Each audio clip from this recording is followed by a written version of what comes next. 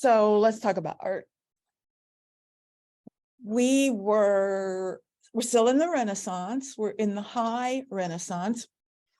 And we've already looked at the two most famous artists, Leonardo and Michelangelo, but I was talking about the lesser known to us, but most famous at the time, Raphael. And I'd introduced this idea of, he really became quite famous and quite successful. And he had several specialties. One of them was Madonna and child images. He really developed this new kind of image that's very sort of soft and very intimate and very much emphasizing the sort of mother and child and very grounded. I do want to point out, I've mentioned before and I'll mention it again, pay attention to the backgrounds of portraits, because the backgrounds of portraits are very important. We've seen some landscapes, some fanciful landscapes, and we've seen this, a more natural, a more Italianate landscape, but we're going to talk a lot more about landscape, and this is sort of the first place you see them developing. But the last thing I introduced you to was his very famous portrait. He was the most successful portrait painter of his generation, and portraits, of course, have since the Renaissance on have been very popular. They were the mainstay of most artists. Most artists made their living doing portraits. Whatever sorts of other commissions they got, it was that day-to-day, everyday demand for portraits that sort of paid the rent and kept you going. So portraits painted by a lot of people, even though not always artists we think of as doing portraits. We think of their big altar panels or whatever, but almost all of them I forgot still. my code and there was nobody to let me in. Isn't Angie there? Somebody did. Somebody got you? Somebody did. Okay. Right. Well, if that ever happens, come around and bang on the window. We'll check if anybody bangs on the window. Angie wasn't, Oh, she was there earlier. She was out. Well, Anyway, I'm sorry. no, don't worry about it. But just bang on the window. I feel bad. Oh, we just count down from the doorway. I think we're the first window from the door. Okay, Right. okay. No, there's the library. Yeah, it's hard to tell. Just bang on all of them. See what? Yeah. Yeah. So anyway, we were just starting to talk about portraiture. And I did mention that I feel like I have a special relationship with portraits. I love them. I find them to be some of the most interesting paintings, and they're very telling. They give us a lot of information. I also find it sad that in museums, people don't pay much attention to portraits. They tend to sort of walk right by them. They figure if I don't know who this is or whatever, it doesn't mean anything. It's not telling them a story. So it's just some person and they walk right past them. I see it all the time. And that's really sad because if you know how to think about a portrait, portraits are special for a couple of reasons. One reason is because it's a very different relationship between the subject and the artist. Very different from, say, a Madonna and child or an altarpiece that they're commissioned for. The portrait is of a specific person, a sitter, who is generally the person who has commissioned the work of art. And therefore, it's going to have a lot of input into what that picture looks like. It's much more of a collaborative piece. And when a sitter chooses an artist, they choose an artist for very specific reasons. It's no different from photographic portraits today. People want to be seen in certain ways. And the way people want to be seen changes over time because how we think of ourselves over time changes. Now, in the Renaissance, and at the time this was painted, this individual is very important. Baldassare Castiglione wrote a very famous book. It's the book of the courtier, and he was very famous at the time for writing it. It's a courtier basically. It doesn't necessarily mean a person at court formally, but it does refer to people of a certain standing, a certain sort of social class of individual. And it's basically a kind of etiquette book or behavior book, which lays out the sort of qualities of a sophisticated person, a gentleman or a lady. And so it expresses values. It expresses the values of a moment in time. What is important?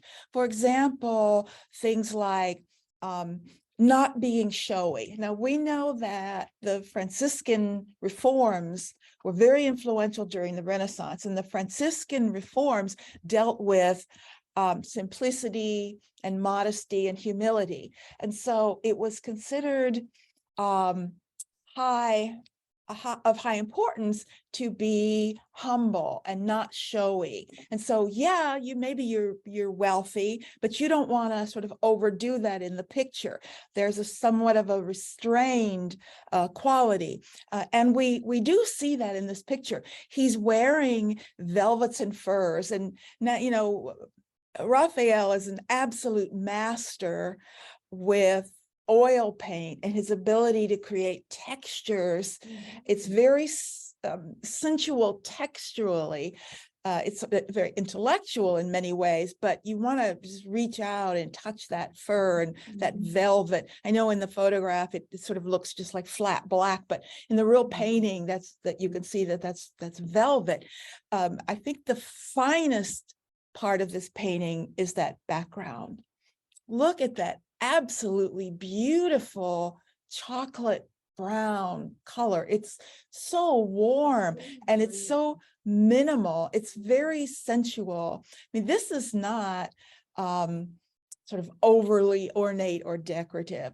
This is how he wants to be seen. He wants to be seen as certainly a wealthy and influential person, but more importantly, he wants to be seen as someone who is sophisticated, but also humble and kind, intellectual, but not showy. There's a whole list of qualities and characteristics that he wants to communicate, basically the characteristics he's extolling in his book.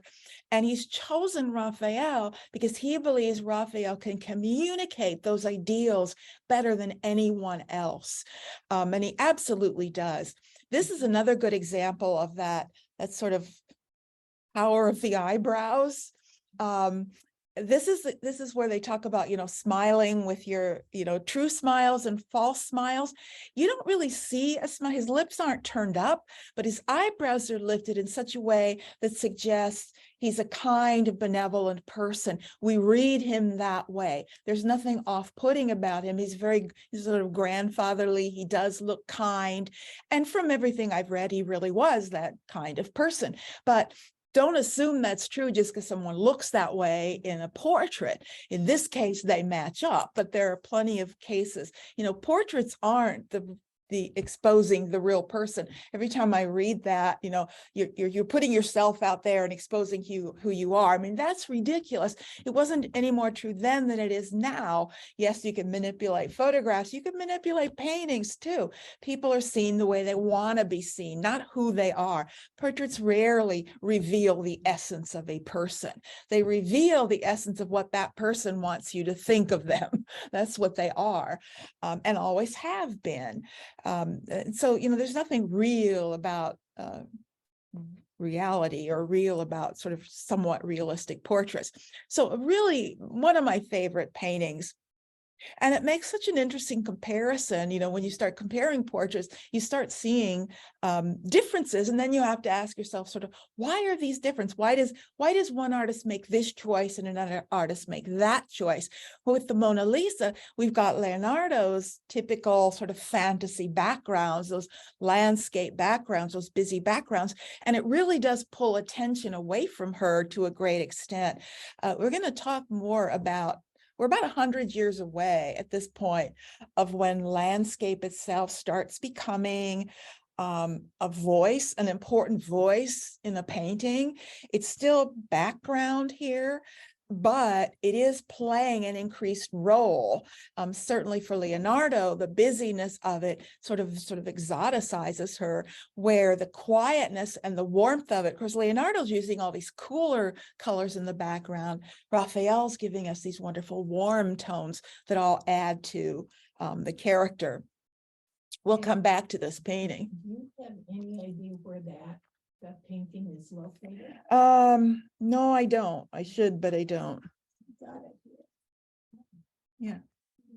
I was just gonna comment that, in the gentleman, which I can't remember his name right now, Baldassare. I see pink tones, See pink pink, in his face or in the, no, in the background. yeah, in the back. Yeah, it's that warm. That's the brown. And it looks like. You can see that looks. It's not a flat color. It's if you looked at the detail, you can see it's a lot of different tones. I wish it showed better, but it's not really a flat, smooth brown. There are a lot of different tones. And so there are warmer areas that are closer to a pinkish color. Absolutely. Beautiful. It's warm. It is, the colors are just luscious. Is that the colors? Yeah. Can I see? Better. It looks more grayish, really, but I mean. That looks more greenish to me. We all see colors so differently. Yeah, it amazes me, but it's true. We all see colors so very differently. I want to talk about one of his bigger commissions. This is still Raphael. One of his larger and more famous commissions. It's 4 walls in a room in the Vatican. In the Stanza della Segnatura. Stanza della Segnatura simply means room of the signatures, and it's the private office of the Pope. It's called the room of the signatures because this is where all of the papal edicts are signed. This is a kind of formal room. When the Pope signs an edict, this is where the tables are all set up. And so it's a very formal space. Julius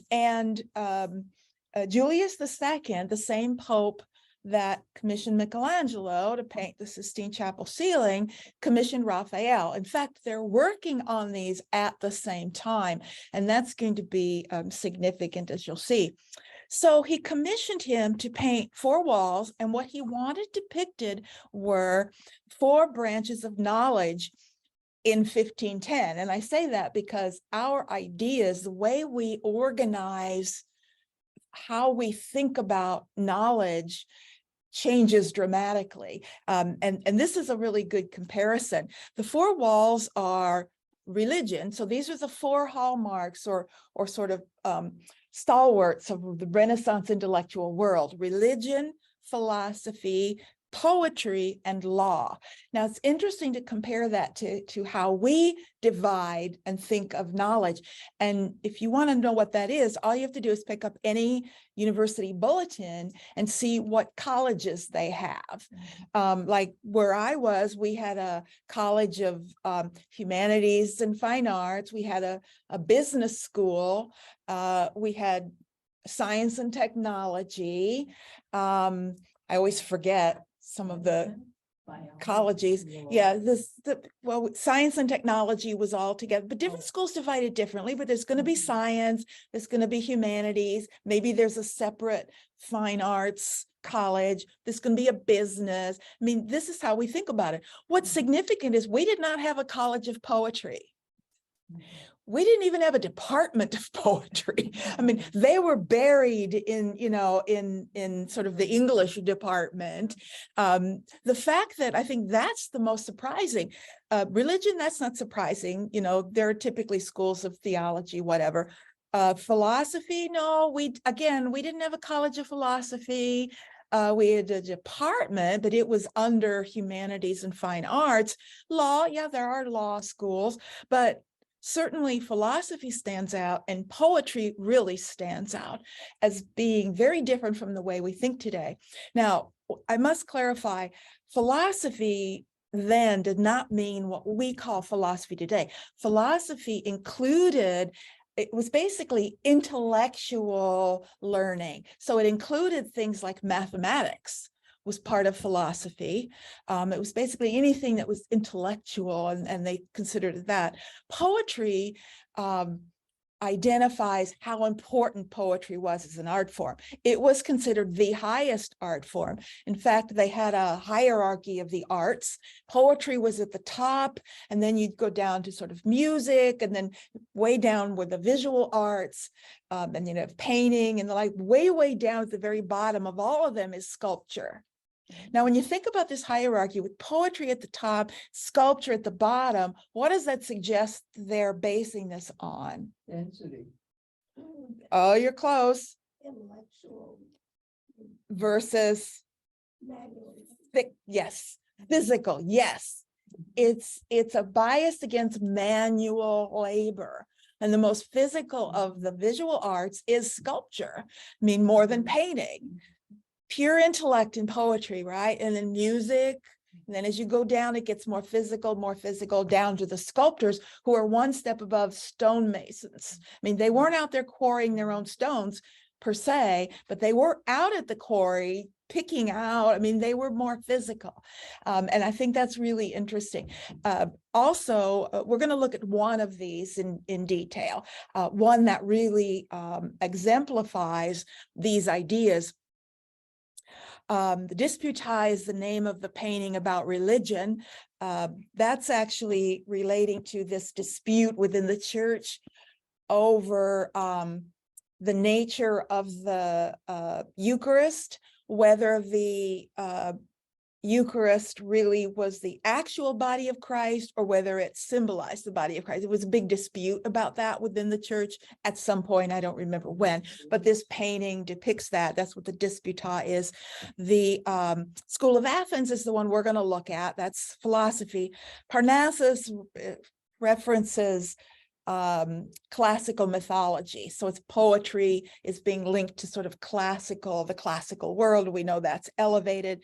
And then law, interestingly, is not what we think of as what you would study in law school, but it's about this sort of relationship between theological virtues and cardinal virtues, as we saw in that other painting where St. Peter was handed the two keys of heaven and earth, and relating to this idea that the popes, you know, the relationship between the church is not just spiritual, but the church is also the law in the physical world as well. And that's what law is sort of the difference between the cardinal and theological virtues.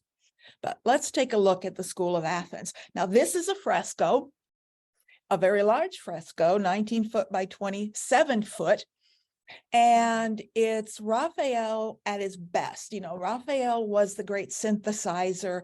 He learned all these different things from innovative artists like Leonardo and Michelangelo, and he was the best at bringing them all together and putting them all together. Now, let's talk about how we would look at a painting like this. One of the things we need to look at is how he is telling this story. First of all, the title, School of Athens, is a reference to Plato and his group of philosophers in Athens. But this is not just that. This is actually a sort of made up scene in which he brings together intellectuals from different points historically in the ancient world. So it's Greek philosophers, Roman philosophers, but also mathematicians and others, but all really from the ancient world at some point. And it's like an ideal world where they've all come together. So this is ideal. This is the Renaissance. They like the ideal. That's what they do, is the ideal. They don't do real. They do the ideal. So he's created this sort of Roman architecture, this space defined by Roman architecture, this ultimate sort of intellectual space as he would have seen it at the time. And then he's peopled that space with the ideal individuals and thoughts. And I want to look at some of the details. So this is, again, no actual building or no real space. It's based on Roman architectural design, but it's not an actual place. He made it up. So who do we have here? So first of all, the beautiful, perfect symmetry of the Renaissance that we would expect. and groupings of people. Interestingly, you notice there are very discrete little groups. There's this little group and that little group, and they move in and out of space. It's a complex organization of people and space, but he's doing it in a very natural way. This is, after all, the High Renaissance, not the early Renaissance. He's better at doing that. So, For two long guys. yeah, we're going to talk about this too long, guys. Yeah, that is absolutely true. Now, Raphael studied with Perugino. He was a student of Perugino. And last time we looked at Perugino's delivering of the keys to St. Peter, the one you see on the right. And we talked about how it was organized using architecture, using groups of people, creating a space. But we also talked about how awkwardly it was done. You had all of the buildings way back on a plane in the background. You had this sort of open middle ground, and then all the figures pushed up against the picture plane, lined up oddly. Many people have suggested that Raphael was referencing his teacher, referencing that earlier work, and basically, here's how it really should be done, in the same way that Leonardo was demonstrating in the Last Supper, a more sort of sophisticated way of organizing a scene. They both use one-point perspective, but to better advantage now. But let's take a look at some of the people. First of all, the vanishing point, our eyes are drawn immediately to the two figures who we see here, who are identifying themselves through their hand gestures. And anyone want to take a guess on who those two would be? Plato. Plato? And Michelangelo. Nope, No. nope, but we're going to come to that because he is in here. Plato and Aristotle. So Plato is gesturing up because he wrote about the ideal. So he's gesturing up to sort of this ideal realm, where Aristotle in his Ethics, and he's holding his book, the Nicomachean Ethics, you can just see the E-T. He's gesturing to the earth because he was dealing with the physical. So we've got the two here, Leonardo, yes, Plato and Aristotle. Plato Was his actual student. So that is the correct age. That is the age relationship. Okay. So that would be the correct age. They were like fifth and fourth century BCE, the end of the fifth and fourth, because Aristotle was the teacher of Alexander the Great. And that was like around 330, 340. And Plato was a little earlier than that. So yeah. So they do make sense that the two of them would have been together and been about that age. So we're setting the pattern here. Then we've got this little figure sitting down here alone. Nobody's 100% sure, but it's been suggested that that might be Socrates, because Socrates sort of off by himself. We amazingly know very little about Socrates, and we have none of his writings. Most people are really shocked because they assume we've read no Socrates.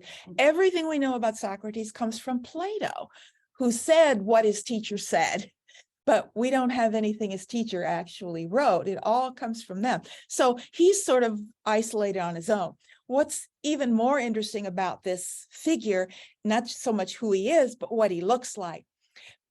Because what he looks like is Michelangelo's painting. Now, when Raphael started this, he painted his figures very much as people had been painting human figures. But Raphael, quite regularly, when he came into work every day, he would stop in the Sistine Chapel and he would look and see what Michelangelo was doing. And we looked at those figures last week, those very physical, very three-dimensional, very sculptural figures, that new sort of male form that Michelangelo was really inventing. And once he began seeing that, Raphael went back and repainted a lot of his figures. And this Socrates is a very good example of it. It's not so much the posture as it is the modeling of the form, the muscles, the sheer sculptural nature of this is not the way he was painting before. So Who's older at the time of these paintings? Michelangelo? Michelangelo's much older. Raphael's quite young. He was 27 when he painted this. So he's the youngest of all of them. Doesn't he die in his 30s? he dies in 1525. If he's 27 here, he's got 15 years to live. So add 15 and 27. 42. That's when he died. That's how old he died. Young. But to us, I'm sure they didn't see it as that Oh. rare. His body looks contemporary. It, yeah, Hands and. very, right. hairline, That's our conception. That's my conception. Well, it looked, sorry. Let me turn this thing yeah. It would have looked overly muscular for a long time. It would have looked overly muscular to us even in 1950, 60. But all that changed in the 50s with the sort of bodybuilding thing. And then the Schwarzeneggers come along. And they look, do you remember how bizarre they looked at first? It was freakish. Yeah. And now it's just, well, they're still a little bit grotesque, but you know, it's more normal. It's not, I know, it's just the steroids, what the heck. Let's look at the group over here on the right. The group over here on the far right is a little group, is a man bending over and he's drawing, you can see there's some designs here. That's meant to be Euclid, the inventor of geometry, and he has his students around him. But what's interesting is the face that Raphael has painted on Euclid is actually the face of Donato Bramante, who was a contemporary architect. And what he's doing is he's linking architecture and mathematics. He's linking what an architect does and saying, you know, this isn't manual labor. These aren't stonemasons. They're architects, they're intellectuals, and their relationship to geometry is direct here. There's no difference between Bramante and Euclid. Our other lone figure sitting here in the middle with his stonemason's boots on, those would be recognizable, is meant to represent, or is identified as representing, Heraclitus, who was a Greek philosopher who was somewhat obstinate and a bit of a loner. And guess whose face that is? That is Michelangelo. That's his face. Raphael has put his face on. He's identified their personalities because they have very similar personalities, sort of belligerent and very much outsiders, and he's put him sort of in shadow. But by putting the faces of his contemporaries on these philosophers, these great intellectuals, he's making a statement about art. He's making a statement about artists, that they're thinkers too. We're not just makers of things. We are thinkers, we are intellectuals. And this is a very important statement. You have Pythagoras over there on the far left. I haven't read anyone saying they think that's some contemporary artist. I wouldn't be surprised if it is, but I haven't read that it is anywhere. But way over here on the far right, we have a little figure peeking around, and see this very young guy looking out at us. That is who? That's Raphael. That's the artist. He put himself in there as a young man. He looks younger than 27, but he's out there looking out at us. Sort of, that's a kind of giveaway, because people in paintings aren't supposed to know they're being looked at. There's sort of an unstated rule that you don't acknowledge someone out there, because it makes the viewer self-conscious and uncomfortable when someone in a painting looks you in the eye. We're going to see paintings where they do, but it's intentionally done so when they do. And so this is sort of him looking out at us.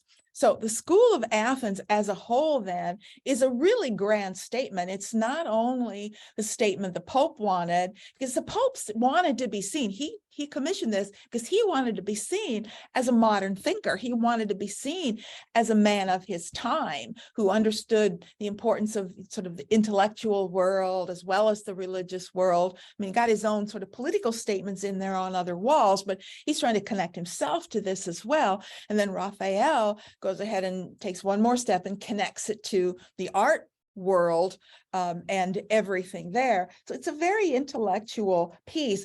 And I want to, before we leave it, point out just one last time how powerful one point perspective is as a design form, as a composition. When you put that central focus right in the middle and you have one vanishing point and everything leads your eye there. Again, if you extended the lines here, the tiles, if you extended these, every line would lead you right here. And then you have the arch behind it. This is very similar to the compositional devices used by Leonardo in the Last Supper. He had the windows behind Christ. He had all of the lines leading to the head. Raphael gets that from him. He gets something else from Michelangelo. Leonardo also had this sophisticated groupings of threes and threes and threes. And so Raphael is taking that idea and interpreting it again and bringing it into the next level. But anyway, when it's a very controlling point of view, it sort of forces you to look a certain place. It's hard not to look right there when it's one point perspective like that. But, as a device, it's very powerful, but it does assume a lot of things. It assumes where the viewer is standing. First of all, it works when you're standing right here in the middle of it and looking there. It isn't the same thing when you see it from way off to the side. It isn't working quite the same way. Anyway, remember when I said we would talk about Venice separately, that I was going to look at Italy, and by that I meant things like Milan and Florence and Siena, etc. Now we're going to take a look at Venice, and Venice is its own world in a way, for a number of reasons. Venice was a great commercial sea power. It was really the most powerful, the wealthiest, the most influential province or country, I should say, in what we call Italy today. They were the greatest sea power at the time. They controlled the Mediterranean. They had the greatest military power. They were very wealthy, so they had secure patrons. They had plenty of patronage. They were removed enough from Rome. This was important. To be away from that direct hand of the church. They weren't sort of controlled by the church in the same way that Florence was, and Milan and the Papal States. They were sort of off in their own realm.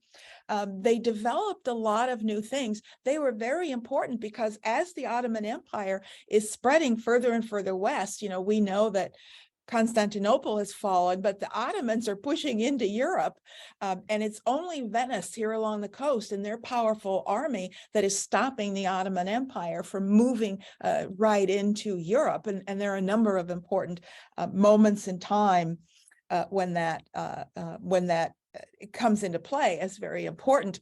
So yeah, at one point you can see how they developed an empire, and it is a true empire. They may call themselves the Venetian Republic, but they are an empire more than their republic. At one point, they're controlling all of this region, even down to Crete, even as far as Cyprus. They were a powerful empire.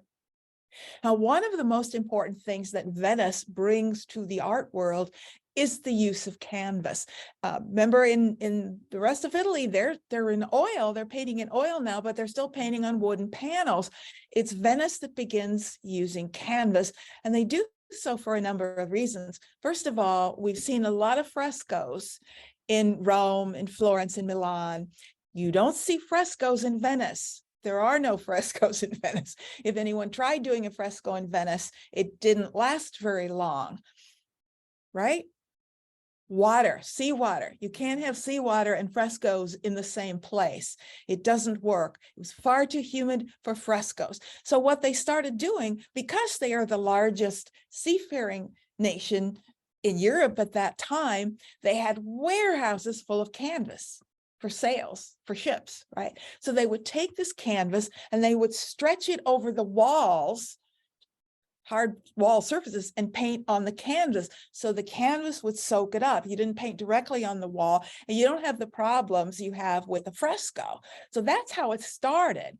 And these are the first artists that begin working on canvas. Then they started using frames and stretching it in sort of the flexible way. They also had to invent new paints and new grounds to work with more flexible surfaces, because the kinds of oils and grounds that were used when you painted on wooden panels weren't the same. They were stiffer and they would crack. Canvas moves when it's stretched freely. So they had to create slightly different formulas for oil paints and the like, and they do all of that. Now, canvas is inherently different. It's not a technical difference. It's a huge different medium because, they were polishing those wooden surfaces, flat, smooth, hard, like marble, and painting with little brushes the same way they had been using with tempera. But canvas has tooth. Tooth simply refers to the texture. It's a woven texture. And you work with paint very differently. You don't draw with paint when you're working with canvas. You push the paint around and it accumulates in those wells and recesses. I mean, think of the canvas like a big waffle, and you're pushing the syrup over the surface, right? And it's pooling. That's how you work with oil paint. And that's how people began working with oil paint once the Venetians showed them how. But it's this first generation of Venetians that created not only new materials, but a new way of handling those materials and working with those materials. There are other things that the Venetians do in art, and that's create a whole new kind of sensual art, in the same way that the Florentines and the Milanese and the Sienese created intellectual art. They wanted art that you thought about, that was very intellectual and thoughtful.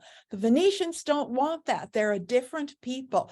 Venetian art is sensual. It's the first place in Renaissance art that we find true sensuality. The use and reference to classical stories and classical gods and goddesses is not done in order to parallel them to Christian figures. It's done purely for sensuality.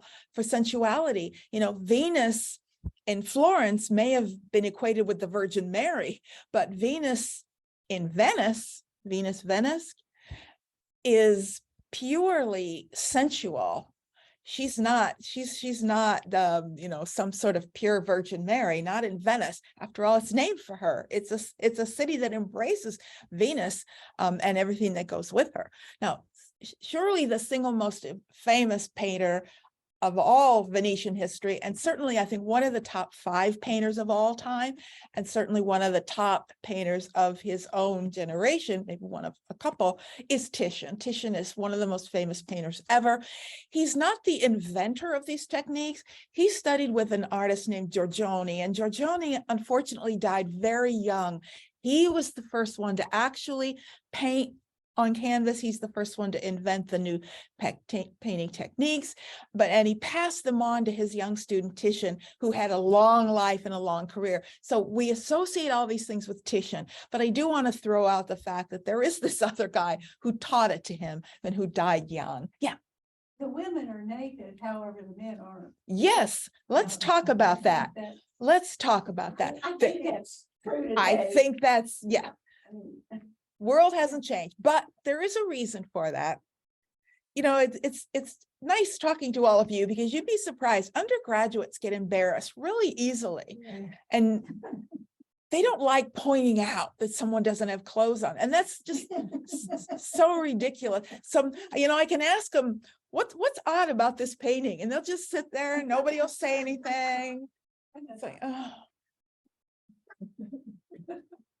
Now, this would look odd today if we had a painting and you had 2 nude women and 2 clothed men. Well, maybe it wouldn't look that odd today, but it should look odd. It may not look unusual today, but it still should look odd. But it wasn't that, okay, back in the 16th century, they were just okay with free love and all that. Well, that's not what's going on here at all. When is it okay to have nudity?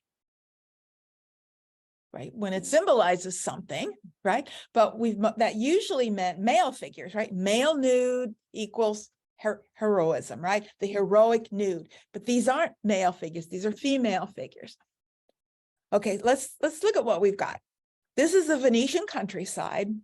We have 2 men in contemporary Venetian clothes. One who's dressed very, very well, playing a lute, and then the man next to him who's clearly more of a servant, the way he's dressed.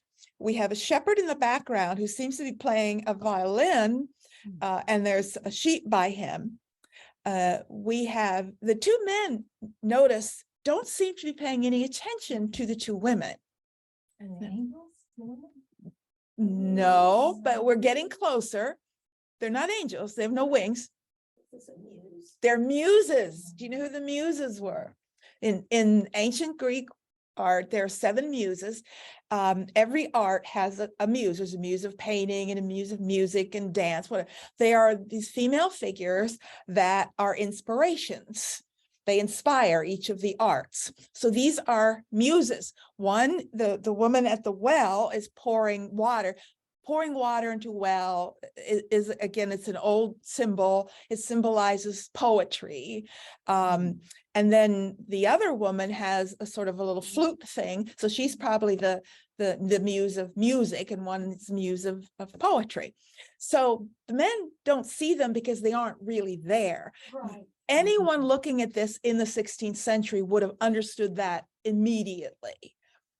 So much of art is about a cultural context that we 500 years later may not understand in the same way. Things we take for granted that we would all understand if we saw something, someone 500 years from now wouldn't get it. But this is the sort of thing that instantly they would have understood it. This was part of their world. We understand this idea of a sort of not necessarily a vision, because they're not sort of seeing them the way you would in a vision, but they would understand it as allegory. This is an allegory. It's an allegory of music, allegory of the arts, and therefore it's perfectly appropriate that they not be dressed, because this is how you identify the classical muses. It's a trope. It's just a motif for how you tell certain stories, and they would have got it instantly. One thing I want to point out is this role that the landscape is playing. It's in Venice in the 16th century where landscape begins to have a true voice. Landscape is another character in this painting. It's not just background. It's not just unimportant. It's creating a mood. It's sensual. It's, look at the dark, the backlit. It's a bit stormy. There's an energy in the landscape, in nature, that all creates the mood of this scene. We're one step away, in the next century, landscape's going to step out on its own. It's not like nobody's painting landscapes, their background, and then the next day somebody paints a full landscape painting. It doesn't work that way. It's a slow process where landscape begins to have more and more of a voice, becomes more prominent, the figures get smaller and smaller, the landscape plays a bigger role, and then suddenly the person disappears and you don't need someone at all. But it's a process, and this is the beginning of the process. And it's going to happen. It's happening here with a sensual art. And what I mean by sensual art is it engages your senses. So it's tactile. You feel the wind, you hear the sound. There's this, it engages your senses. That's what sensual art is. And this is very much a sensual painting. It's also, embracing, this new way of handling the paint and pushing the paint around instead of, tiny little smooth surfaces created, by little lines that sort of merge. He's pushing the paint around in such a way that you get some visible brush strokes here. They're actually quite visible, and you can see the texture of the canvas as well as he pushes it over the surface. That also is very tactile. It's creating something very sensual. So when you put all these things together, you're getting a very different kind of art. Here's a detail from a Raphael where it's perfectly smooth and perfectly slick. You don't feel about something like that. It may engage you intellectually, but it isn't going to engage you sensually. That's Venetian art. How does that relate to Manet and his technique? You had the Yes, man and you had the- exactly. And I brought this painting in and compared them because this is he was directly referencing this painting. Absolutely, he was. He knew this painting. Everybody knew this painting by the 19th century, and he was making a direct reference. He did that with a lot of his paintings. There were several Manets where he was referencing specific works of art from the past, and really it's debatable exactly what he was saying, but he was basically giving a modern voice to something, or saying, how does this idea, he's having a dialogue. That's how we talk about it. He was having a dialogue, a conversation with art of the past. Much modern art is a dialogue with the art of the past. It's a conversation with things that have happened before. Now I'm thinking maybe I should continue this up with looking at the 19th century again. We'll see what everybody wants to do when we get there. And he's also responsible, well, not he, but his teacher Giorgione actually did one earlier, but he continues this other new motif, which this ubiquitous motif in Western art of the reclining female nude. I mean, this is gonna, through history, in fact, Manet's Olympia is a direct comment on, if not this painting, then this type of painting. And there are plenty of them as well. In this case, we have a painting that was commissioned by the Duke of Urbino. It was thought that this was sort of a mistress or whatever, but research has shown that this is actually meant to represent, or it is a portrait of his wife. This was a very private painting, wouldn't have been on public display. It would have been for their private chambers. This was done, let's see, Titian was 48 at this time. This was done in 38. The Duke of Urbino had married in 34, in 1534, a 10-year-old girl. She was 10 years old. It's not in this picture. She's an old lady of 14 by this time, but it's not uncommon that political marriages would happen when someone was a child. It doesn't mean that she went to live with him or anything. It was just like a legal contract was signed, is basically what it was. However, at 14, she is legally a woman. And so even though they had technically been married 4 years, she had just come to live with him and really be his wife. She looks much older than 14 in that picture, but you know, who's to say what she actually looked like?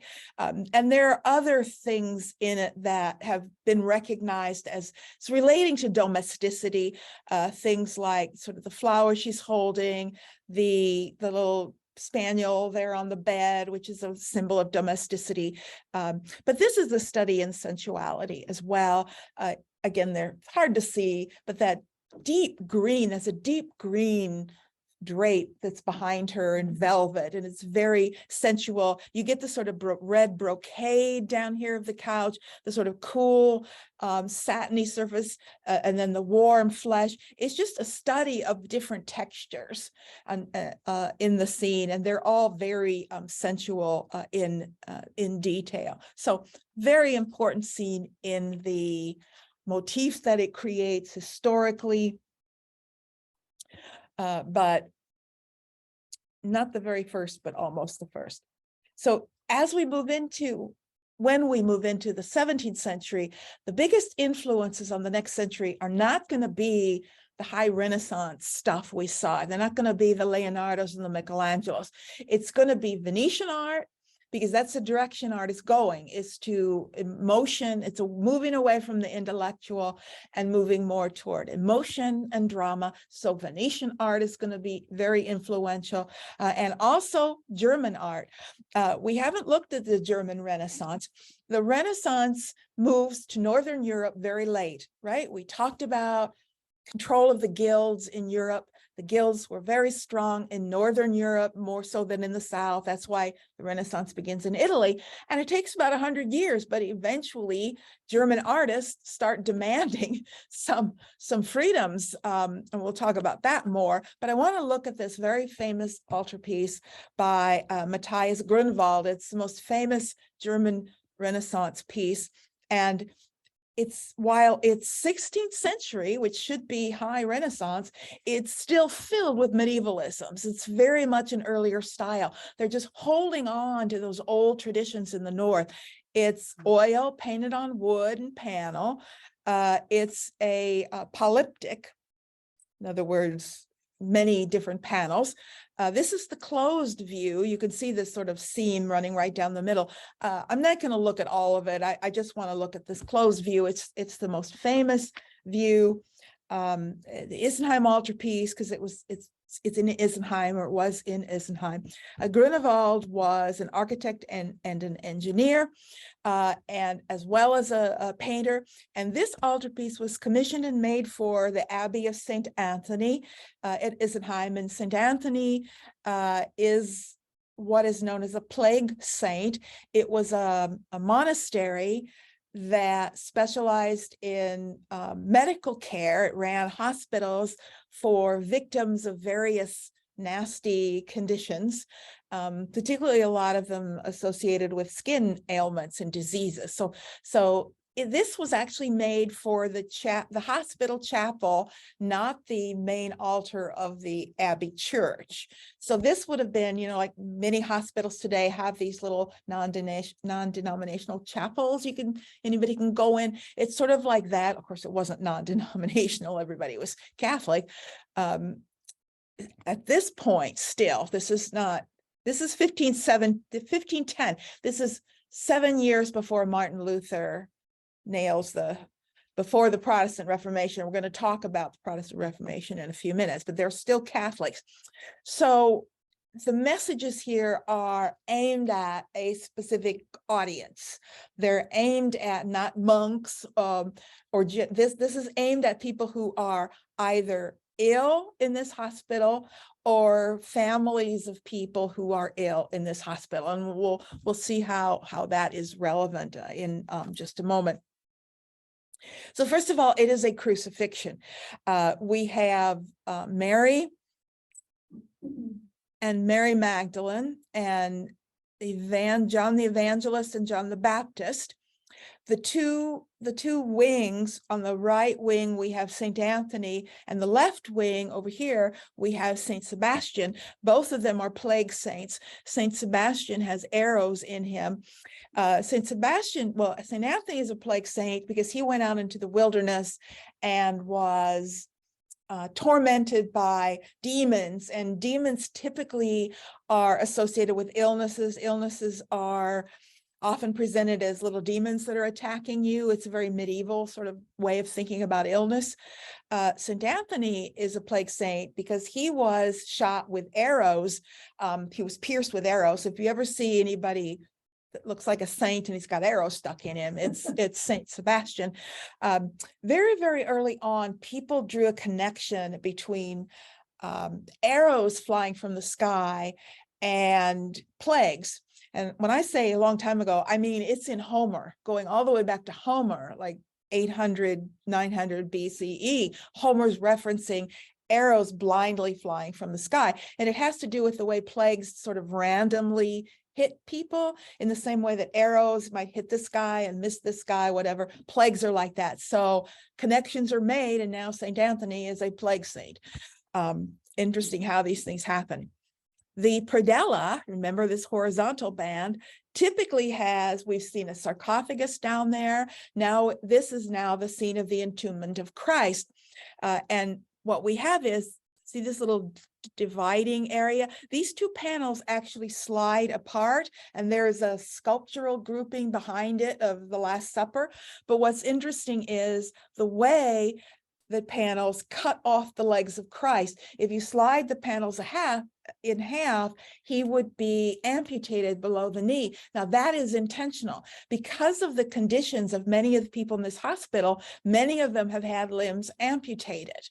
This is intentionally drawing that parallel.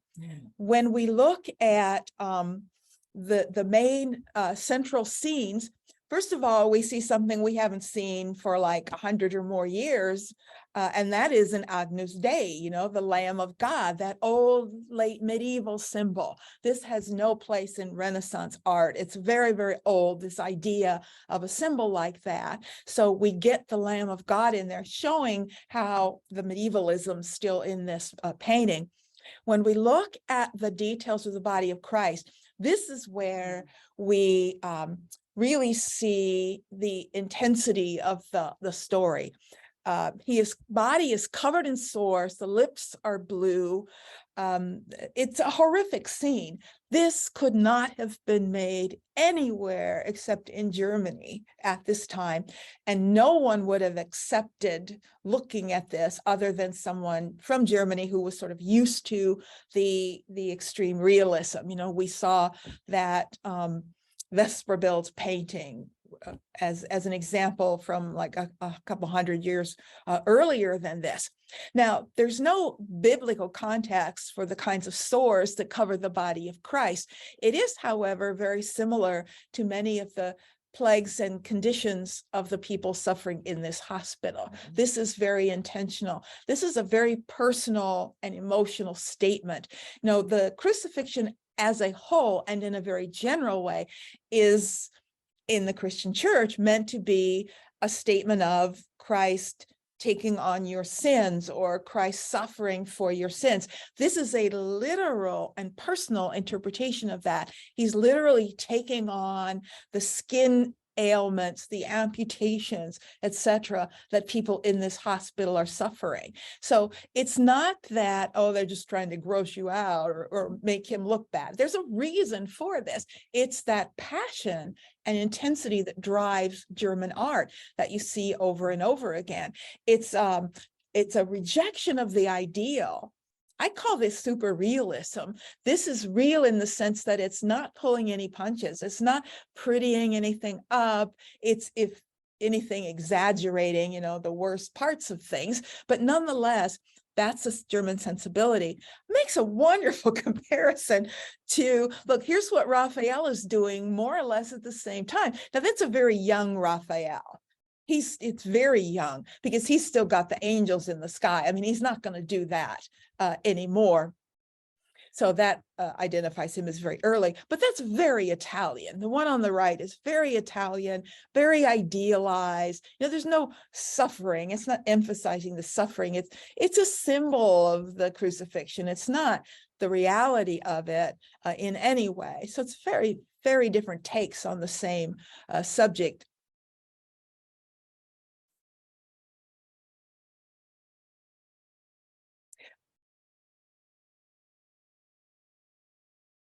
The most famous and most important of the German artists working at this time, and the true Renaissance artist, is Albrecht Dürer. And it's really hard to, it would be impossible for me to tell you who were I couldn't even give you a list of 5 or 10 of who were the greatest artists of the Renaissance. That's impossible.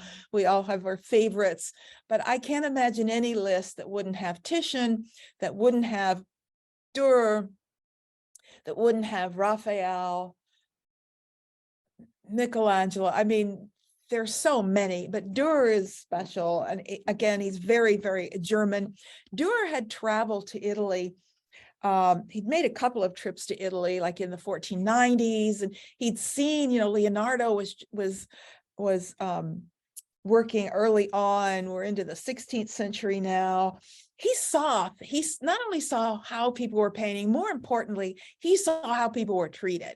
He saw artists being treated, in some cases, as geniuses, getting private commissions, nobody telling them what to do, being respected in some circles as being creative. I mean, yeah, they were demanding more respect, but within the art world, they were getting more respect. And then he goes back up to Germany, where artists were being treated like craftsmen and basically how they had been for a long time. And he made it his goal to bring the Renaissance to Germany, to demand that kind of respect. This is his self-portrait. And again, one of the most wonderful self-portraits. Portraits are wonderful, self-portraits even more wonderful because this is an artist who can do whatever he or she wants to. I guess I should start getting used to saying they. It's hard for me to, the new language, to stop using the he or she and just use they is what we're supposed to be doing now. And I need to do that to get myself used to it. I'm afraid that for the rest of my life, the word they is always going to be plural. I'm never going to be able to let that go. It's not possible. I'm too old. Anyway, he or she or they get to do whatever they want in a self-portrait. It's not a commission from anybody. Nobody's paying you. You can paint whatever you want, make whatever statement you want. Could I ask everybody to please mute your computers?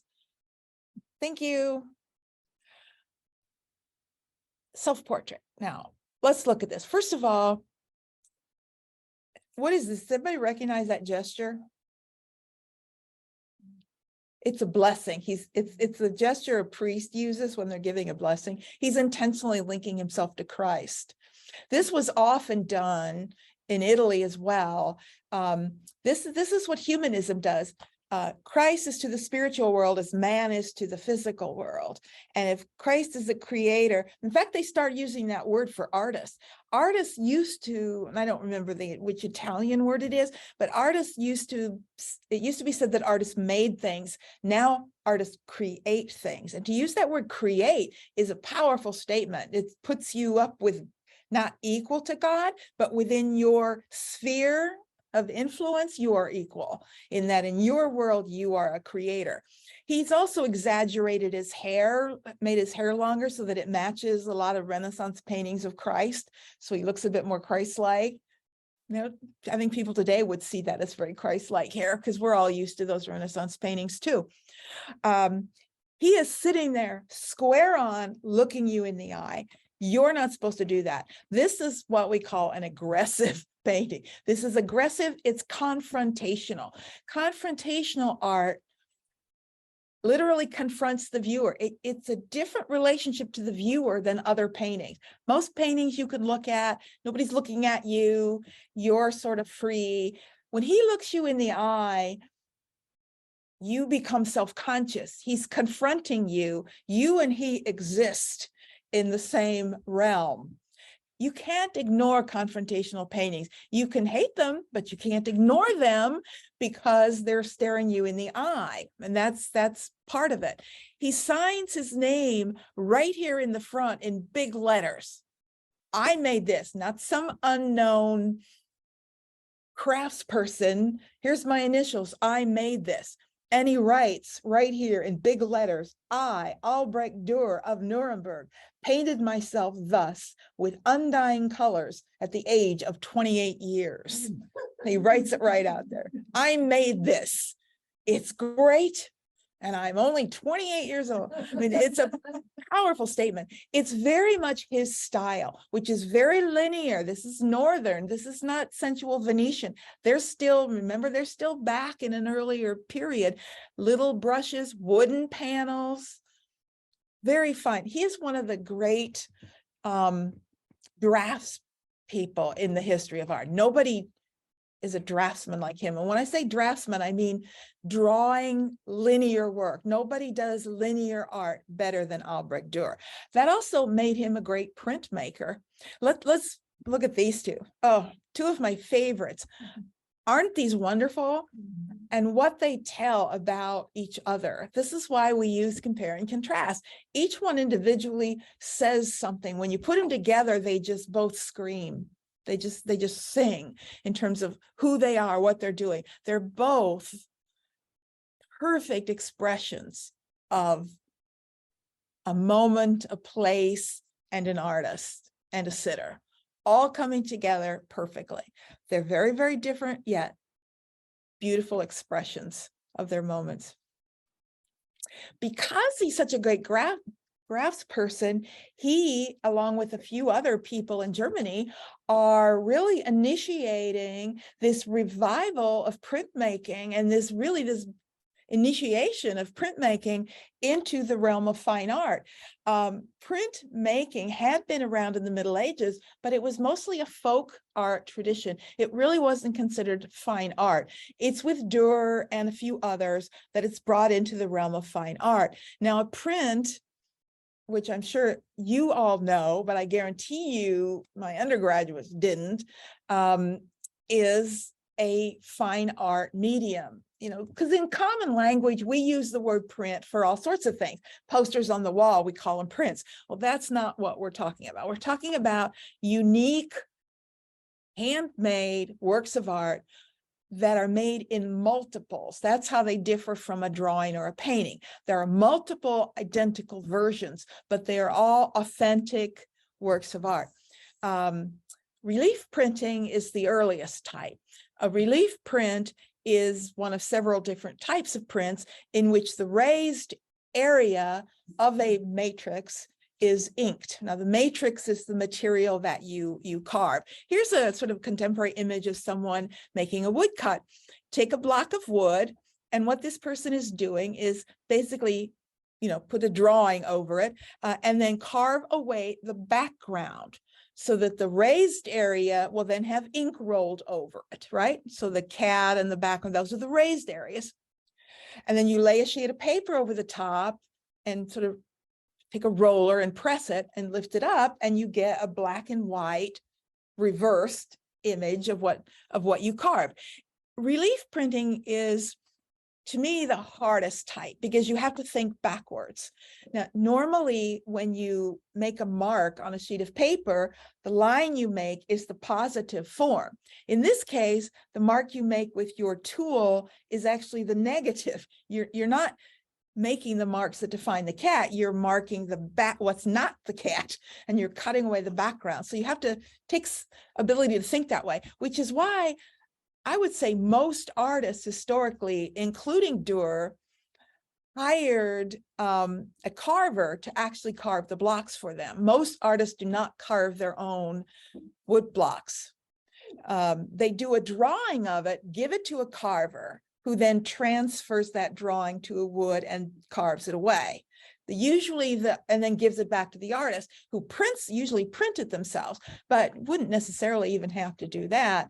But I'm pretty sure he did print his own, but he didn't carve them. Most of them didn't. So woodcut is the most common. There's also lino cuts. You know, you can use linoleum. You can use any material that you can cut into.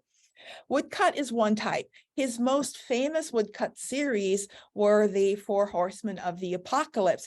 Now, because it's a woodcut, there's no paint here. It's just ink on paper. Now, why prints? You know, Dürer, like the Italian artists he envied, wanted to be famous. Now, the best way to get your name out there to the most people is to make prints, because prints are egalitarian. Paintings are elitist. They're expensive and a few rich people can have them. But prints, because they're on paper, because you can make them in multiples, because see, once you print that wood block, you can ink it and print it again, and ink it and print it again. And you can get, you know, wood doesn't print as much as other surfaces, but you can get 10, 12 before the edges start to deteriorate, and they're cheap because they're that way. So you can get your work out to more people. Hundreds and hundreds of people can see your work and know your name if you're a printmaker. It's always been considered an egalitarian art form. There are artists in the early 20th century who embrace it, who are socialists, who feel that it's a socialist art form because it's for the people, you know, it's for the masses. So there is that about it. For him, it was about fame. This is his most famous, the Four Horsemen. Very popular subject. They're identifiable by their weapons that they carry. You've got conquest, war, famine, and death. But there is a certain crudeness about a woodcut. Because it is wood, it's a soft material. It's very hard to get a lot of detail and fine line. When you're making a woodcut, you have to, when you look at this, you see white, you see black, and you see various tones of grays, right? That's an illusion. There's no gray on that paper. Everything on that paper is black or white. And I'll show you how he creates that illusion in a moment. He also worked in another technique, an intaglio process. Intaglio is just the opposite of relieve. Intaglio means to cut. It's Italian for to cut. But in an intaglio process, it's the recessed areas that are inked. So rather than being on top, it's the recessed area. And depending on how you cut that line determines what type of intaglio it is. This is an engraving. Engravings come along in the 16th century, and Dürer is one of the first. Instead of using a piece of wood, it's a piece of metal, generally a copper plate, and you use a sharp tool to cut into that copper plate. Then you rub ink all over it and then wipe the surface so that the ink remains in the pooled area, and then you lay down the paper and print it.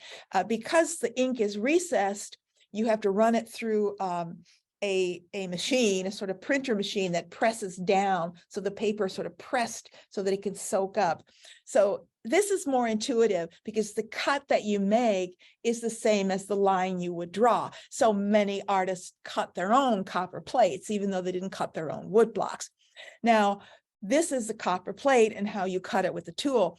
Now, the way you get those implied variations of gray to create the illusion of gray has to do with how you use hatching and cross hatching. The closer you put little lines together, the more the darker gray it's going to look from a distance, and the farther apart, you're going to see more of the white paper. So it's all just hatching and cross hatching. And this is his most famous engraving, the Adam and Eve, where you have a lot more detail, a lot more subtle tones of gray and modeling of the figure. And again, we get the sign here, Albrecht Dürer, and I can't really read what it says, but you see his name's up there real big. When you compare the techniques of woodcut and engraving, woodcut is cruder. You don't get the subtleties of shades, and it's simply impossible to get the fine lines and variations that you get in engraving, which is why woodcut does not remain popular. It's briefly popular, and it will kind of disappear from fine art until we get into the 20th century. Woodcut has a huge revival with the German expressionists at the beginning of the 20th century, who want this cruder kind of art again, and then it will be revived, but it will disappear. It's really the engraving, and then in the next century, we'll talk about another kind of intaglio that will come along, that is etching. We'll deal with that. That's not for another 100 years, but in the 16th century, it's engraving. Okay. So now we've seen Italian, Venetian, and German, and what's happening there. Let's talk about the turmoil of the 16th century. The High Renaissance itself ends about 1525. 1525, a lot of things happen. Remember, it's only one generation. It's Leonardo, Michelangelo, Raphael, Bramante, the architect. That's it. There's no second generation of the High Renaissance. What happens is Italy is in its turmoil. That whole century is pure chaos. By 1525, Italy has been invaded by Germany, by several different people. Spain is fighting. It's political chaos. And after 1517, it's spiritual chaos as well. By 1525, Raphael is dead. Leonardo leaves. Rome it's just chaos. He gets the hell out of there, and he goes up to Paris. The fact that he goes up to France is really significant, because it marks the beginning of what's going to continue throughout the 16th century and be, by the 17th century, very prominent. And that is the growing power of the French kings, and they're drawing artists up to Paris because they're starting to build and fill these palaces and chateaus, and they want Italian artists. So a lot of Italian artists are going up to Paris, and Leonardo's one of the earliest. He's up there by 1525, spends the rest of his life working for the French king. The only one left in Italy still working is Michelangelo, and his style's going to change. He's he didn't fit in that well with those intellectuals anyway. If you remember the Sistine Chapel image, like the creation of Adam was not an intellectual Renaissance composition. It was all diagonals and dynamic, and there's a lot more energy there. His David had, strong emotions on his face. He was never at home. I always felt that Michelangelo was a man who lived at the wrong time. I mean, he's a major figure. We remember him as one of the most important artists, and yet he could have been even more if he had lived 100 years later. If he had lived in the 17th century and been free to really express who he really was, he would have probably been the greatest artist we would ever remember. I mean, he was like suppressed, repressed in the 16th century. But after 1525, things begin to change, and he begins to express his emotions a lot. It begins to be okay to do that. And we'll talk about why that begins to be okay. So this turmoil of the 16th century, the chaos of it, all we have to do is look at the politics, events of the 16th century, Protestant Reformation, 1517. So much concern for that the Catholic Church has its own response, sets up under 3 different popes actually during this period. There were responses. One of the first ones is the response of Ignatius of Loyola, and we're going to talk about him. He founds a new order called the Society of Jesus, which are the Jesuits. And the Jesuits were founded intentionally and purposely to be the response to the Reformation. It was their job to counter the Reformation, and they established what is called the Counter-Reformation. The Counter-Reformation is very important in art. So what do? Well, new emphasis on individual emotional connections. Again, this sort of rejecting of the intellectualism in favor of emotional connections, strengthen the power of the Pope. They double down is what they do. If the Protestants are saying, the Pope doesn't have the power, we reject the saints, we reject everything the Protestants rejected, the Catholic Church doubled down on to enforce intensely. And they created the Holy Order of the Inquisition to help do that, crack down on heretics. So all of the 16th century is to redefine and find a new, at the same time they're cracking down on Protestantism, they're also learning a lot from it, and they're borrowing some of the ideas from it, even though they don't acknowledge that that's what they're doing. The Protestantism was all about rejecting intercessors and intermediaries and forming a one-to-one relationship with God. That's really one of the main tenets. Well, the Catholic Church is, while they're not rejecting saints and intercessors, they are calling for people to connect more personally to the saints and to the stories of saints and martyrs. And so we're going to see that happening as well. In churches, how do you see drama in churches? Well, it is possible. There's dramatic architecture and less dramatic architecture. This new church built in the 16th century, the Church of Il Gesù in Rome, was very famous because it was built for the Jesuits. This is the mother church of the Jesuit order. And so it's the place where Ignatius, who later becomes Saint Ignatius, but Ignatius of Loyola, where he preached. It also gave birth to preaching in the Catholic Church.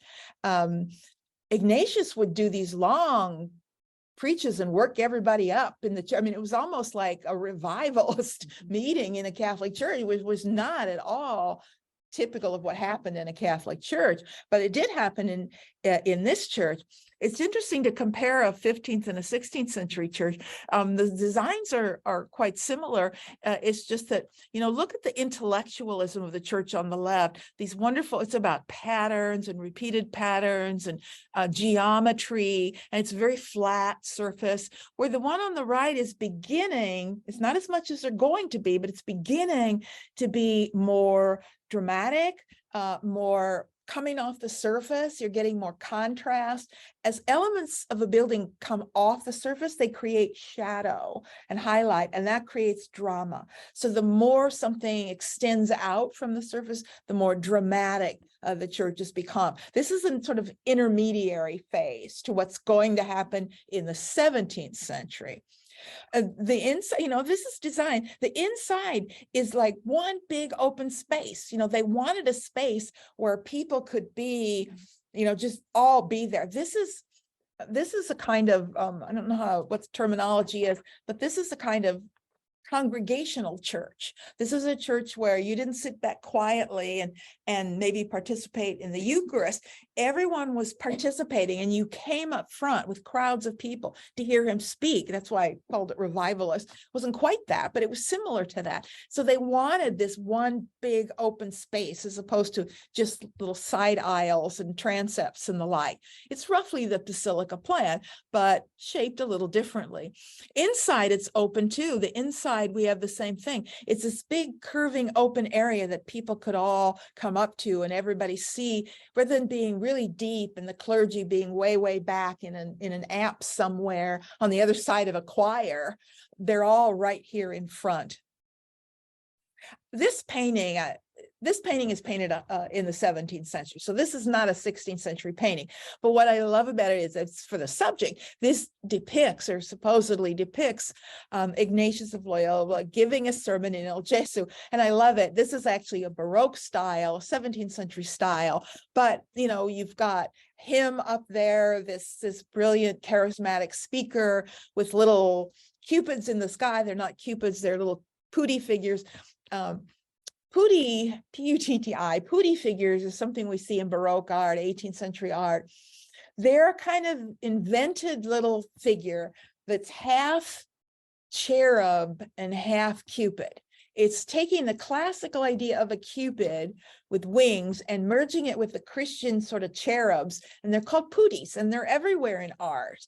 And they're a strange kind of mixture of two cultural things. They're not biblical, they're not classical, they're what they are. And the people swooning and passing out from the power of his speech. And that's what he wrote about. Ignatius wrote a series of sort of essays called the Spiritual Exercises.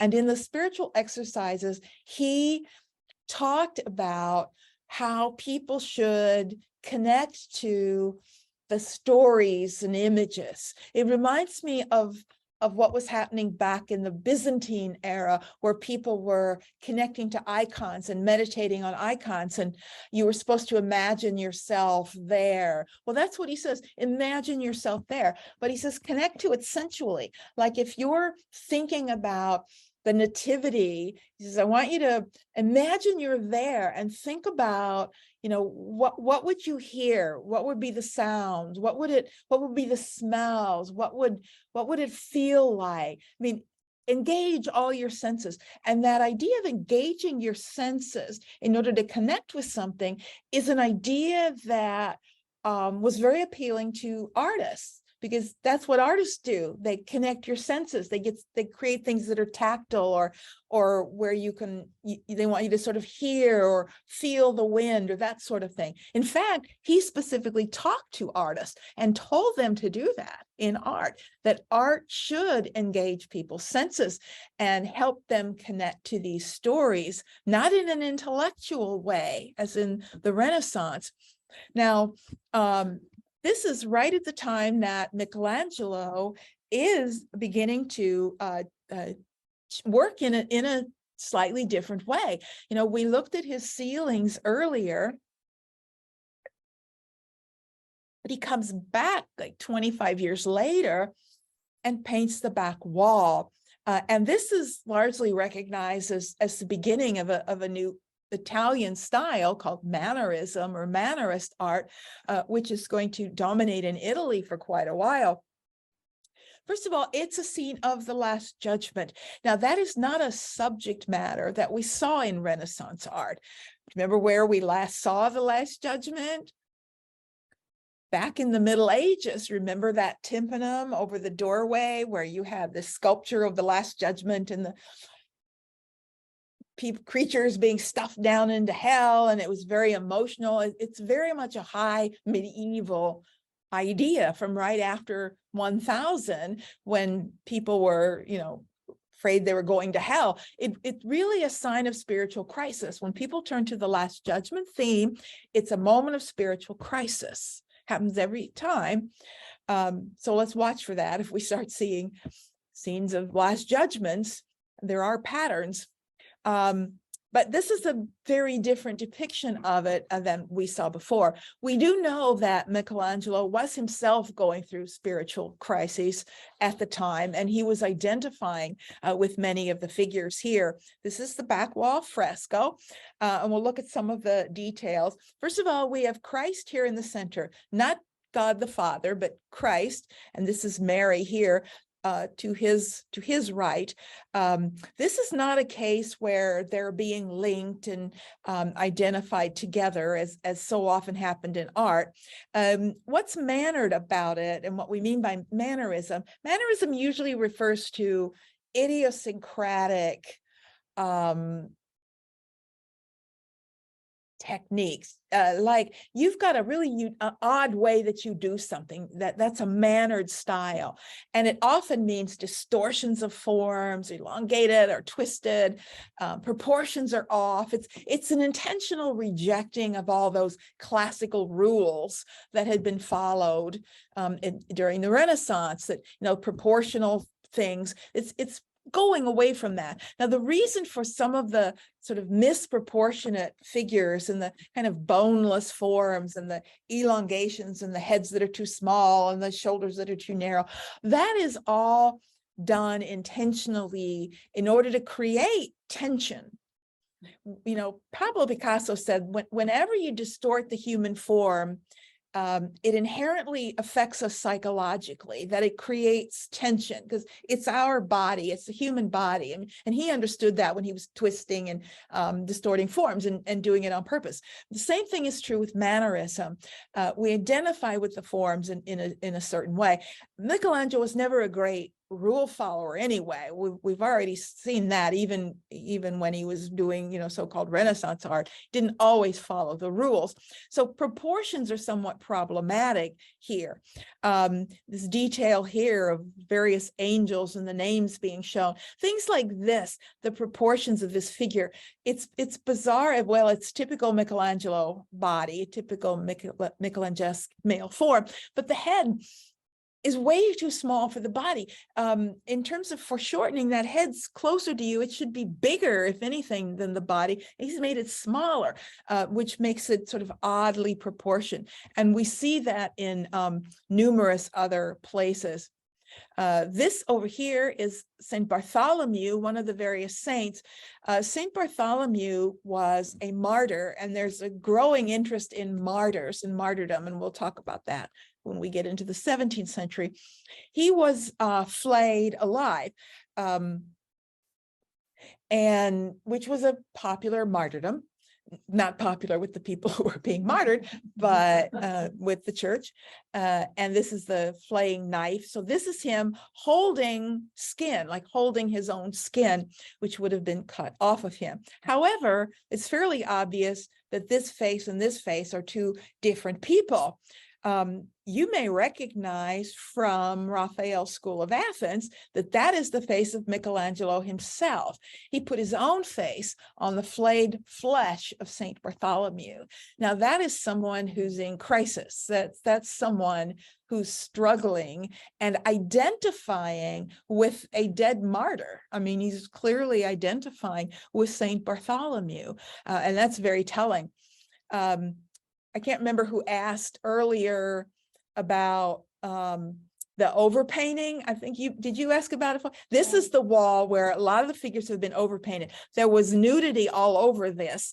And after, it wasn't long after it was finished that the church was not happy about it, and they hired other painters to come back in and paint like little scraps of fabric like this, the drape over. So when they did the cleaning, few decades ago of the Sistine Chapel, there were discussions as to whether to leave those or take it back to what Michelangelo actually painted. So they compromised and left some, because those artists were artists too, and they painted that, and then removed some. So you can see some of the pieces as he did them, and some of them as later artists overpainted them. But that's very much a sign of this sort of crackdown, this heretic crackdown of the Counter-Reformation, this sort of conservative moment in time when, you know, we got to tighten up. When people start pulling away, because you're too tight, the instinct is to tighten up more. And that's what was happening at this time. And then down here in the corner, we have one of the judges of the underworld. But this is fresco, so it's, you know, all flat, but, you know, he's got this wonderful illusion of space and depth here that he's able to create in this wonderful scenes. Now,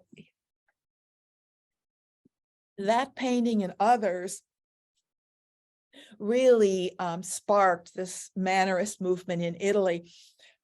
Many of the artists were driven by a kind of anti-classical zeal, a rejection of the classical. Classical meant classically accurate figures, it meant intellectualism, and it's a rejection of intellectualism, it's a rejection of the classical ideal, it's a rejection of the clarity that was part of the classical ideal. Remember the clarity in like Masaccio, where his perspective was so accurate that you could measure the distance something was supposed to be behind something else. Everything was clear in Renaissance art.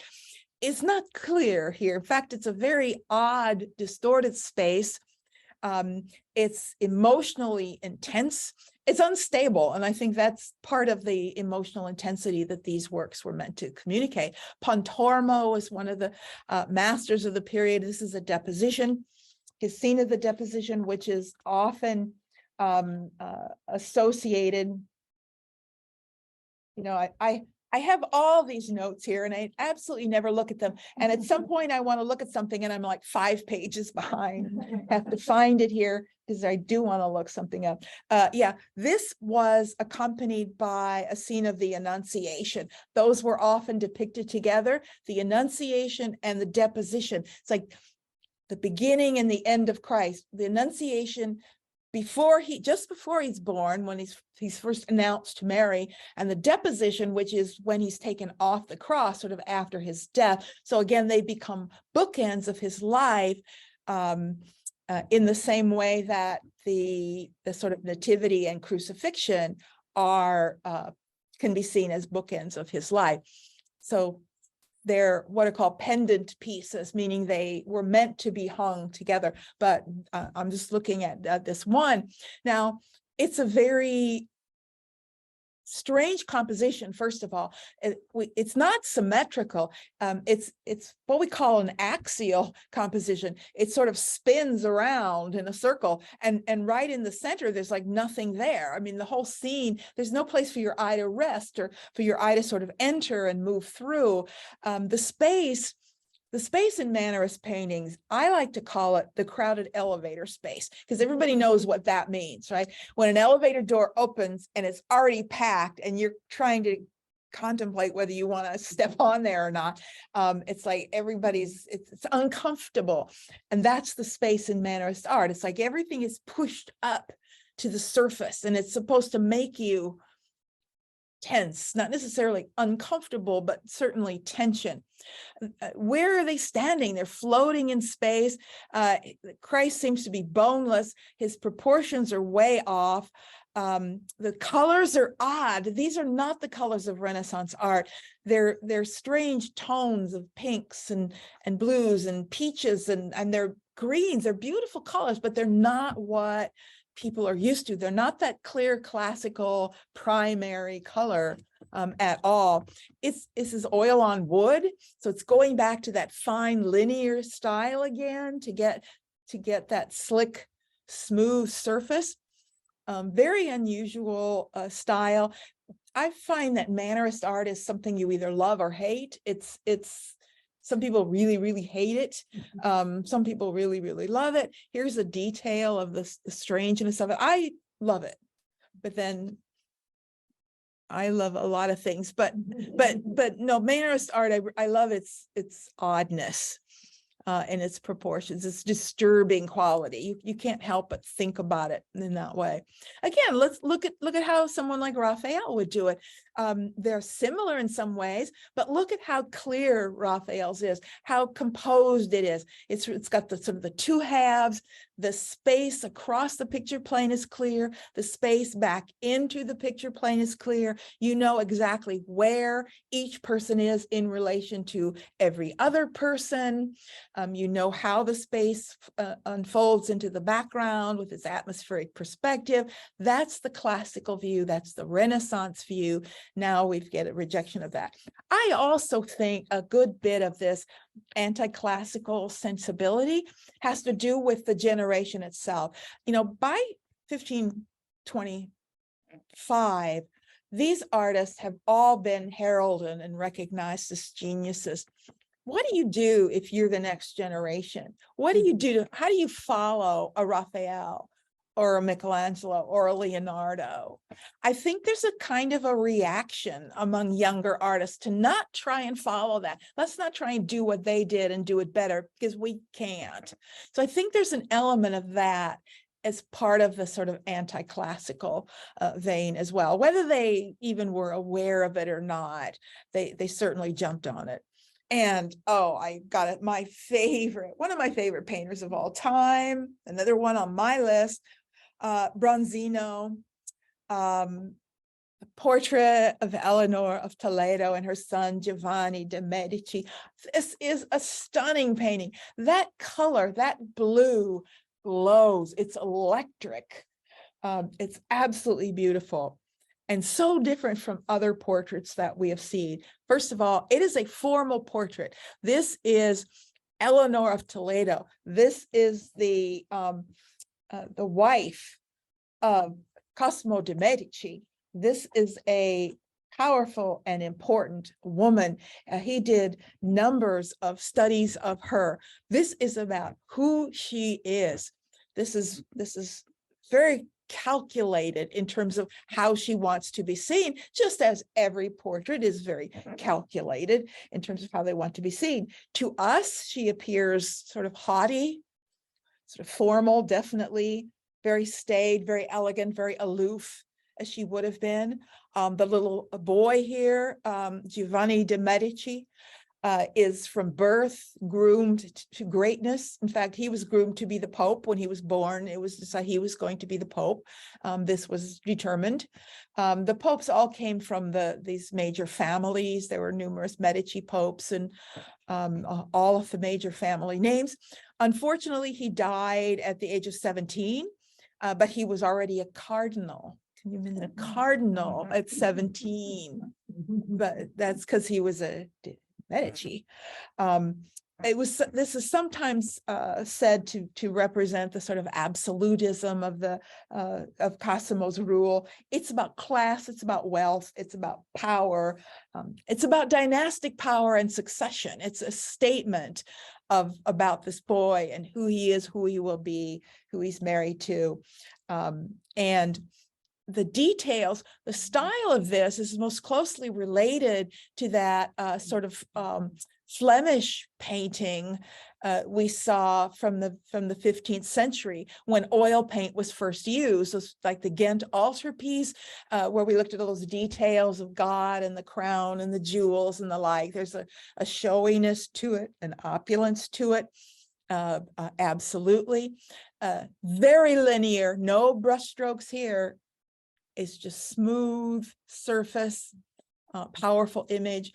Look at this. Wow. What a good, see the background color, what that does, the difference between those colors. One quiet and warm and personable, and then that incredible blue that absolutely glows. Look at her fingers. Look at those elongated, elegant fingers. her shoulders are too low, accentuated by that dress, but the arms are too long in order to accentuate the long flowing line. One is trying to say who I am. This is me. I am this kind of person. Hers is saying nothing about who she is. This is about her position, her prestige. This is about power and the statement of power. It's nothing personal or intimate or internal about it, where his is all about how personal and how intimate that scene is meant to be. Bronzino became the official portrait painter of the Medici. He was beloved. And you do see this electric blue in a couple of other paintings by him. We have a beautiful Bronzino in the Nelson Gallery, which is, I have to say, it's, in my opinion, it is hanging in the wrong place. And I think that's a big problem with why people don't see it enough. They have a couple of Mannerist pieces and there's no real space for them. They're not in that Renaissance room. They're in the room next to the Renaissance room. They're not over with the Baroque. It would be nice if they could, there's no logical place to put them. They're in that room that has all the ceramics in it. You know that room? It's in between the cloister room. It's just a room full of, it's a room that it's a room that people treat like a hallway. It's a room you go through to get to another room. Mhm. And that's too bad because people don't look at the art in there. Look for a room that Renaissance that's filled with ceramics in the middle of the room. But take a look at the walls. There are some paintings there. And there is this, which is a beautiful Bronzino portrait of a young man. Mannerist art is all about creating a persona of elegance and aloofness. And you wanted to be seen as thoughtful. They typically are holding little books, things like that might suggest you're an intellectual or you read poetry or whatever. That's sort of part of how they wish to be seen. But it's, again, it's a warmer color now, but I don't think I brought in, yeah, I did. You know, it's an interesting comparison because he's also using that warmer brown, but the coldness to the face and expression doesn't give you what the Raphael gives you. And there's something showy. They're always showy, a bit too showy in the hands. Take a look at the Bronzino. It's a gorgeous painting. Very, very Mannerist. Mannerist hands always put me off. The what? The hands on Mannerist painting. Yeah, but I love them. Well, they're self-conscious. Mannerists, they're odd. I totally agree. They're very odd. Yeah, they're very odd, very intentionally so. See, the way we take it isn't how they would have taken it. They read those hands as someone sensitive and elegant. See, we don't see them that way. I totally agree. They're kind of creepy, but they saw that as a sign of sort of sophisticated elegance. Somebody that's never done anything. Exactly. Yes. There's a big difference between the Raphael hands and the One's Bronzino. natural. One's very natural and you don't even see it. It's just, Right. it's down there. Raphael is all about those eyes. They just draw you to those eyes. And then the warm, sensual textures and colors around those eyes. He glows, right? The Raphael seems to be glowing from the inside a bit, which is what we see with Rembrandt, but you see it a bit in Raphael, where the Bronzino is all surface, right? It's just, you feel that it's all just show. It looks to me like he's dead. Yeah, that pale, Dead. that paleness. Yeah. There's not much expression to it. Yeah. It's not supposed to stir either. No texture. It's linear. It's totally linear, very smooth. But that was seen as elegant. You know, every period they interpret things differently than us. So that's why I think studying the history is essential, because there's no way we could know unless we read about it or learned about it. We will only ever see things through our modern eyes if we don't learn what they really meant at the time. And to me, that matters.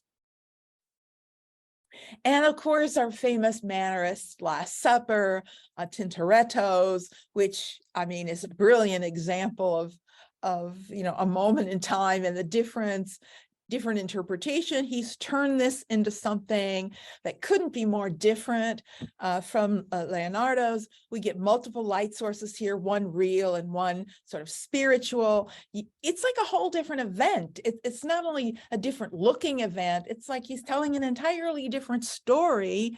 And he's doing it through this movement and this oblong, going back in space and diagonals and energy everywhere. Everything is skewed. What a difference. Are these how can we even say these are the same event? Because they're really not. The story they're telling is an intensely different one. Certainly Leonardo's is by far the more religious of them. He's trying to communicate a spiritual idea through an intellectual language, through that intellectual language of geometry and mathematical precision, which at that time was seen as the language of God. That's how God spoke, through order and mathematics. And that's why, understanding the world and how it worked was really a religious thing, where Tintoretto's, to me, has nothing to do with spirituality. It's something else entirely. It's a grandiose, showy, very typical of the Counter-Reformation, and that moment in time. Yeah. Okay. Let's talk about this Reformation. At least get an introduction to it. And the Counter-Reformation. The biggest impacts on art really happened in the 17th century. By 1600, we're seeing the full impact of the Reformation and the Counter-Reformation. They're totally shaping art. In fact, when we look at the art of the 17th century, we divide it we divide it between Catholic art and Protestant art. That's how we look at it, because that's really how it's rooted. And yet sort of Italian Catholicism is different from Spanish Catholicism, which is different from French Catholicism. And then you get up into the Northern Protestants and you have different styles. So we literally look at art divided by religion, because that's how the world is now dividing itself. The Western world is dividing itself.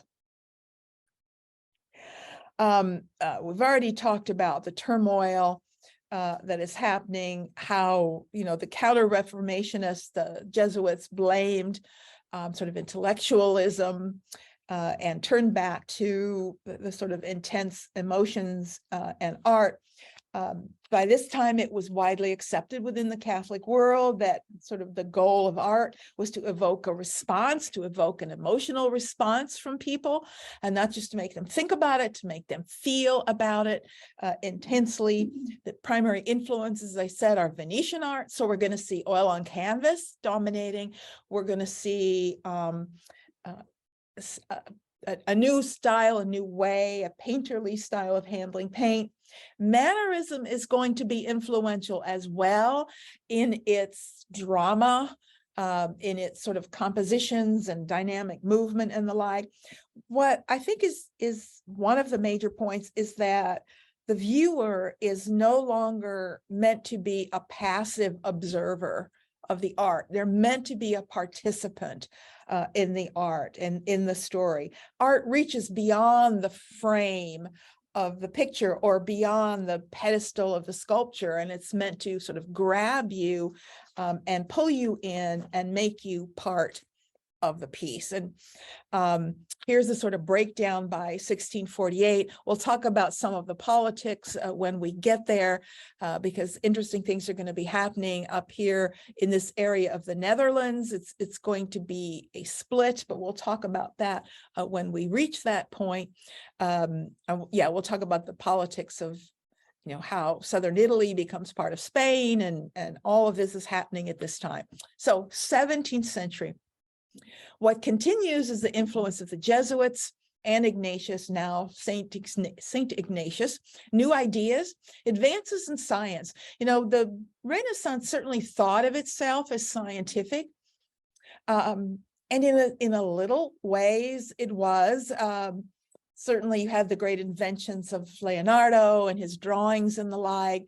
They no longer thought that diseases were caused by little demons in your body, but at the same time, they were thought that it was caused by excesses of bodily fluids, so they drained you of your blood to make you better. So I guess you could call that an improvement, but the reality is it's really the 17th century when the real science we think of as science, this is where it begins. In the 17th century, science of optics and other sorts of things really begin challenging worldviews.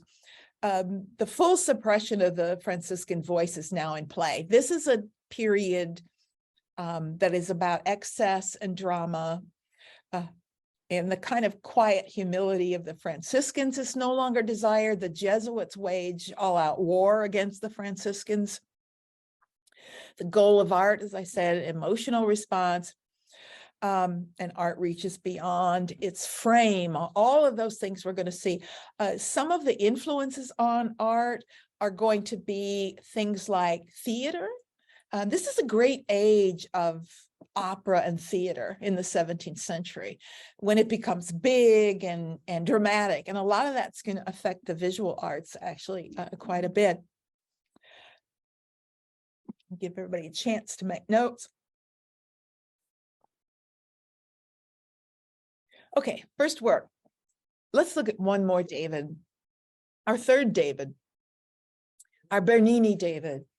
Gian Lorenzo Bernini was the greatest artist working in marble that we ever had. Now, it may seem sacrilege since we just looked at Michelangelo, but if Michelangelo had lived in the 17th century, maybe he would have been, but he wasn't free to express himself in the way that Bernini was. And that made all the difference. Bernini was born into an artistic family, so he was making art from child. He had a long life into his 80s. That this is someone who he's in the right place at the right time and has the time to really develop and become an artist. He's an incredible sculptor. He was also an architect and did important architectural work. His version of David, who's commissioned by a nephew of the Pope, who commissioned this as a gift for the city of Florence. So again, it still symbolizes Florence. Remember our narrative storyline: before the event, during the event, after the event. Renaissance art is either before or after, what we call the classical moment, never the moment in the middle of the action. Well, this is the 17th century. This is what we call Baroque art. It is always going to be in the middle of the action. Baroque art is going to pick the most dramatic moment, the most dramatic subjects, and that is why scenes of conversion, scenes of martyrdom are very popular, because those are highly emotional and highly dramatic scenes. But our David is in full swing. He's also a bit more mature than any of the others. This is truly a three-dimensional piece. This is a walk-around sculpture, and in fact, you need to walk around it. You get a different view. You see more things. You only see the sculpture by walking all the way around it. Even Michelangelo's piece was frontal. The first two were basically meant to be seen from one side, not so much this figure dominated by that dramatic diagonal line as he leans. When we compare it to Michelangelo, the two on the left, the before, no, his was dramatic at the time relative to Donatello's, because Donatello depicted after the fact, and there was no drama or intrigue of any kind. It was totally intellectual, and all you could do was think about how David had defeated Goliath. Michelangelo gave you that very poignant moment of him seeing Goliath for the first time, So it's before the event, which is inherently more dramatic than after, because no one knew the result ostensibly. But Bernini is going to set us down right in the middle of the full swing. So we get 15th century, 16th century, and 17th century views, and this progression of drama along the way. The expression is even more intense in the Bernini as well. Bernini had a facility with marble that's unparalleled in his ability to treat this cold, hard, brittle stone as if it were warm and soft. That's hard to do. You have to have a sort of instinct. Here's all three of them. Our calm, young boy, ho hum, I killed a giant. Over here, tense, getting anxious, and the powerful little diversions from classical proportion that we have here, and things like the hand and the legs. And then our Bernini, which is still an ideal form, but now in a dramatic format. Oh, I guess never mind. I have another Bernini, but I put it after the next one rather than before. It's going to come up. I think we should just stop there because I want to look at the Cornaro Chapel, and that's going to take a little bit to talk about. Certainly one of his most famous pieces, if not his absolute most famous piece. So we'll start with that next time, and we're getting close to wrapping up because we're only going through the Enlightenment here. So we're only going up to the 18th century.